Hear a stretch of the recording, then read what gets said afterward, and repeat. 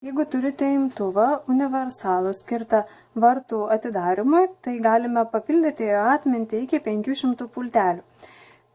Parodysime jums būdą, kaip galima prirašyti naują pultelį, kuris dar nėra išsaugotas imtuvo atmintyje vien tik radijo bangų pagalba. Tai turime aprimatik pultelį, kuris yra jau pririštas prie imtuvo.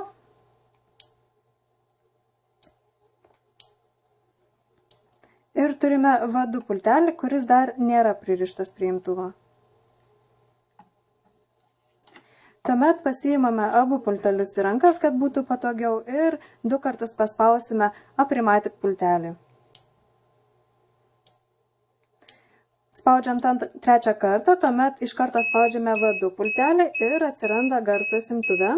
Paspaudžiame V2 pultelį 2 kartą, o 3 kartą spaudžiame aprimatik pultelį.